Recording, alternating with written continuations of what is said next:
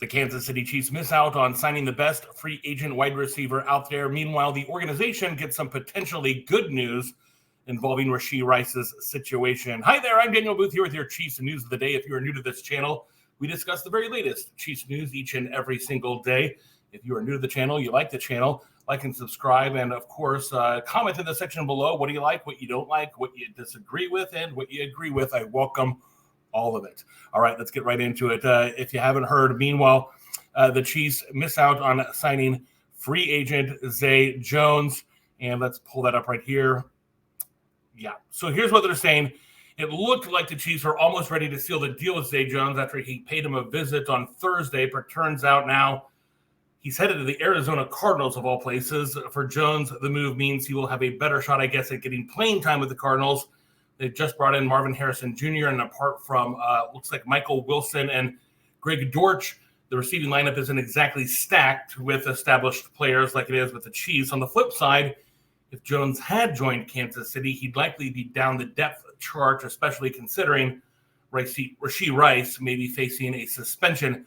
However, no matter how you spin this, it's disappointing news for us Chiefs fans as their backup options are becoming a little bit limited. With not many options left in free agency, you have to just kind of wonder where we go from here. The Treylon Burks could be on the table, but he seems like the Titans aren't keen on parting ways with him. He was a 2022, I think, first-round pick. Yes. Some people have brought that name up, Treylon Burks. There's also the return of Mecole Hardman. Valdez Scantling is still out there as a free agency. We could bring them back. I always think that we should be moving forward and not backwards or sideways. But let's pull up a little bit of data on Zay Jones. Just how bad did the Chiefs swing and miss on this one? Should they have made him a huge offer and made sure that he was a Kansas City Chief? I don't know. Jones last year had a tough time with injuries in 2023, but he still put up solid numbers in 2022 with the Jacksonville, snagging it looks like 82 passes for 823 yards and 5 touchdowns. I mean, that's serviceable. I wouldn't call that star numbers. I certainly wouldn't call that a number one receiver. Maybe a number 2. What do you think? And maybe he would have been a good fit for the Chiefs.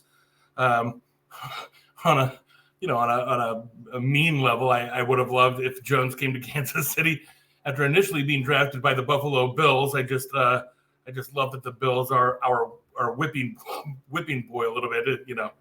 No disrespect to Bills fans. I mean, they've had a tough time being fans in that city. But here's what we know: Brett Veach is facing some tough choices right now. Right? I mean, right now the depth chart includes who do we got? We got Hollywood Brown, Xavier Worthy, Sky Moore. I don't think is Kadarius Toney coming back. I can't see that. Justin Watson, trying to see who I'm missing. But, with the uncertainty surrounding Rice, it's a talented receiving group, but many of them have injuries or injury histories. They're inconsistent at best at times. And here's what we also know, Chiefs fans, all this stinks right now because with Rashid Rice's bonehead decisions, Hollywood, Rice, and Worthy, that would have been a solid 1-2-3 punch. But now we know that Rice facing a lengthy suspension next year. Now, if you don't know what's going on, pause the video. But here's the quick synopsis. Basically, a photographer claiming the Kansas City wide receiver Rashid Rice punched him in the face at a Dallas nightclub Sunday morning at 3 a.m.-ish. Let me know if I'm wrong about that. But Dallas police are investigating. No charges have been filed. But, of course, Rashid Rice already facing a major suspension next year after fleeing the scene of a traffic accident that he caused and which also hurt some people. And then the speeding at 117 miles per hour was strike 1. Fleeing the scene after an accident in which people are injured, that is strike 2. So this punching a photographer in a nightclub, as I said in previous videos, kind of strike 3 if it turns out to be true. Now, the plot is thickening. CBS Dallas reporting this. I just felt like Walter Cronkite there when Kennedy was shot. live from CBS Dallas. But let's pull this up out of Dallas. CBS reporting that the nightclub owner, let's close that Discover card ad. The nightclub owner is questioning this photographer's story. So the owner of the downtown Dallas nightclub is questioning whether the thing happened at all, basically. So what they're saying is the club has released a security camera video, which they claim shows the accuser leaving without any visible injuries. And so what they are saying is that Dallas police are reviewing the footage, but basically this nightclub owner says, hey, none of this happened. I've got the security camera footage. I've seen this guy walking out of the club, and there's no injuries on his face. Apparently, the guy came back and forth, was in and out of the club, so who knows if he was looking at the right timeline.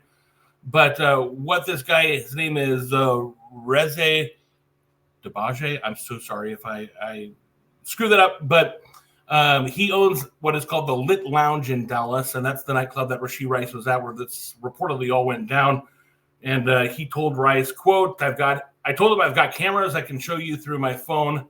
What's up? Basically him saying that nothing happened, and this photographer is kind of making the whole thing up. And so, there's some things that we can pull from this. A couple of things that I want to take away from my perspective, and what is yours? Let me know.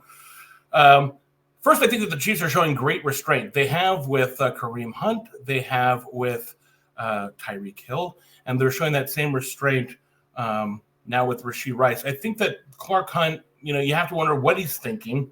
But you remember there were a lot of people when that video of Tyreek Hill came out, and in that airport overseas, and his ex-wife was accusing him of doing all these things and recording him and blah blah blah, and then the local news reported it and reported that video as terrible journalism, and we all know what happened.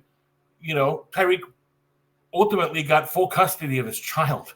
So but when that video was released, right, everyone called for, like, I remember one of my, if not my favorite sports talk radio guy in Kansas City said, what are the Chiefs waiting for?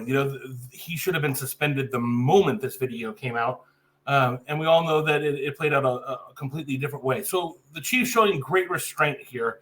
And I think that that's good, because even if the Dallas nightclub owner says it never happened and the photographer says that it did happen, here's what we know. The only thing that we know is that we don't know. And so I love that the Chiefs aren't rushing to judgment and making statements. I think they're very keen to allow this to play out, see if Dallas files additional charges or a police report comes out. I think that's when they're going to make a comment. But right now, very quiet on the Chiefs front right now, involving Rashid Rice. But here's the other thing that I want to say before we go. I don't care if Rashid Rice didn't do it. He never should have been in that nightclub in the first place. And what you're doing, because you are no longer allowed really to leave the house other than going out to dinner. You are no longer Rashid Rice, the SMU football star, and who walks on water in Dallas. You are now Super Bowl winning champion Rashid Rice of the Kansas City Chiefs. And I heard this said the other day on the radio, and I fully agree with it, that you have to grow up a little bit, and you have to understand that things have changed. And so what he was doing, even if he did nothing, if he never punched that photographer, the fact that he's even putting himself in situations like that you're out at 3 a.m. at a nightclub, time to grow up. What did Dick Vermeil once say? Time to take the diapers off. Time to take the diapers off for Rashid Rice and get with it, or else this whole thing goes right away. What do you think, Chiefs fans? Let me know in the comment sections below. Do you agree? Do you disagree? Do you hate the channel? I welcome all the comments. So everyone, thanks for watching. Have a great and safe and wonderful night. And as always, let's go Chiefs!